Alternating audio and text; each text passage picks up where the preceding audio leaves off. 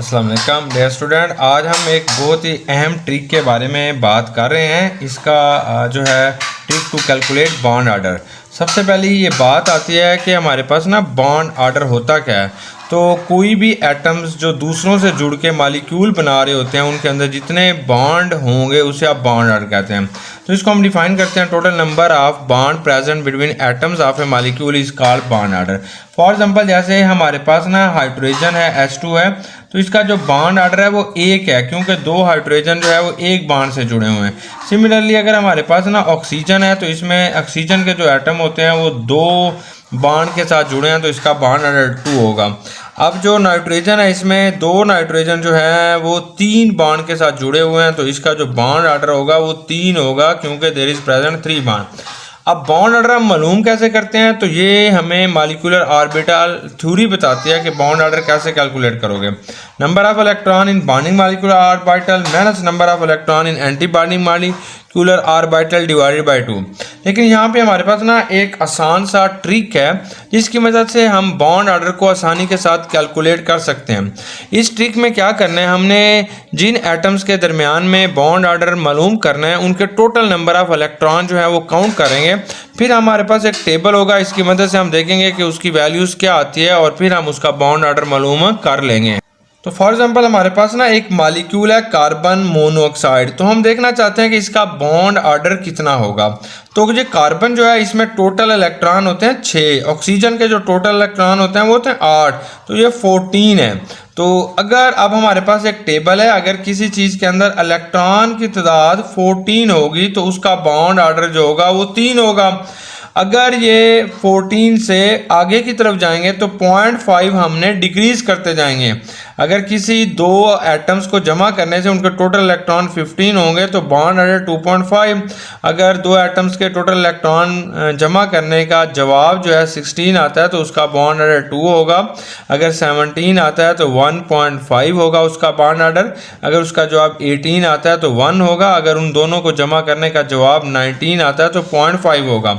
इसी तरीके से अगर आप 14 से पीछे की तरफ जा रहे हैं, मतलब अगर उनके टोटल इलेक्ट्रॉन 13 आते हैं तो उसका बॉन्ड आर्डर भी 2.5 होगा। 12 होगा तो बॉन्ड आर्डर 2 होगा। अगर 11 होगा तो उसका बॉन्ड आर्डर 1.5 होगा। अगर उसमें 10 इलेक्ट्रॉन होंगे तो उसका बॉन्ड आर्डर 1 होगा। अगर 9 होंगे तो 0.5। अगर हम 9 to 14 की तरफ जाएंगे तो उसमें एक फैक्टर 0.5 इंक्रीज करते चले जाएंगे। और अगर आप 14 से 18 की तरफ जाएंगे तो वहाँ पे 0.5 फैक्टर जो है वो डिक्रीज करना है। अब हम एग्जांपल्स देख लेते हैं। फॉर एग्जांपल हमारे पास साइनाइड आता है और पूछा जाता है कि इसका बॉन्ड आर्डर क्या होगा। अब ये जो कार्बन है इसके अंदर 6 इलेक्ट्रॉन है जबकि नाइट्रोजन के 7 होते हैं। टोटल इलेक्ट्रॉन यहाँ पे 13 है। तो अगर दोनों के इलेक्ट्रॉन जमा करने का जवाब 13 आता है तो बॉन्ड आर्डर 2.5 हो जाएगा। अब अगर इस साइनाइड के ऊपर नेगेटिव चार्ज आता है, फिर ये पूछता है कि बॉन्ड आर्डर बताएं क्या होगा। अब एक इलेक्ट्रॉन आपने और जमा कर देना है, माइनस का मतलब है एक इलेक्ट्रॉन इसके अंदर और आ गया तो ये 14 आ जाएंगे। जो 14 होगा तो उसका बॉन्ड आर्डर जो होगा वो 3 हो जाएगा। इसी तरीके से हमारे पास कोई भी मॉलिक्यूल दिया जा रहा है तो उसका हम बॉन्ड आर्डर आसानी के साथ जो है वो कैलकुलेट कर सकते हैं।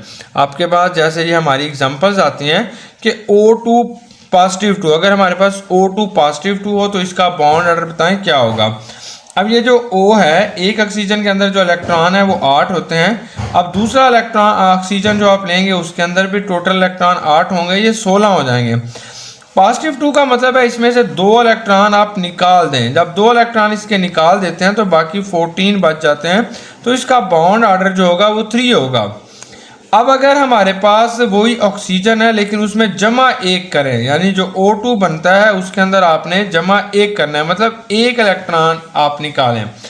अब एक ऑक्सीजन के अंदर जो इलेक्ट्रॉन है वो 8 है, दूसरे के अंदर भी 8 होंगे, 16, एक निकाल देंगे तो 15 आएगा। तो जो 15 होगा उसका बॉन्ड आर्डर 2.5 होगा। अब खाली ऑक्सीजन का देखें कि O2 का बॉन्ड आर्डर क्या होगा। तो एक ऑक्सीजन के अंदर जो इलेक्ट्रॉन है वो 8 है, दूसरे के अंदर भी 8 है, दोनों को जमा कर दें 16 हो जाता है। तो 16 का जो बॉन्ड आर्डर है वो 2 होगा। तो O2 का बॉन्ड आर्डर हमारे पास 2 आएगा। अब अगर O2-1 एक इलेक्ट्रॉन इसमें और डाल दें फिर बॉन्ड ऑर्डर क्या होगा। हम जानते हैं O2 के अंदर जो टोटल इलेक्ट्रॉन है वो 16 है, -1 का मतलब है एक इलेक्ट्रॉन और आ गया, 17 हो गया, और जिसके अंदर टोटल नंबर ऑफ इलेक्ट्रॉन 17 होते हैं उसका बॉन्ड ऑर्डर 1.5 होगा। अब हम कहते हैं नहीं जी -2 डालो, यानी O2-2 करो, इसके अंदर 2 इलेक्ट्रॉन और डालो फिर बॉन्ड ऑर्डर क्या होगा। तो O2 के जो इलेक्ट्रॉन होते हैं वो 16 है, -2 का मतलब है इसमें 2 इलेक्ट्रॉन और डाल दो तो 18 है, तो O2-2 का जो बॉन्ड ऑर्डर होगा वो 1 होगा। उम्मीद है कि आपको बॉन्ड ऑर्डर निकालना आ गया होगा और ये ट्रिक जो है वो आपको अच्छा लगा होगा। वस्सलाम।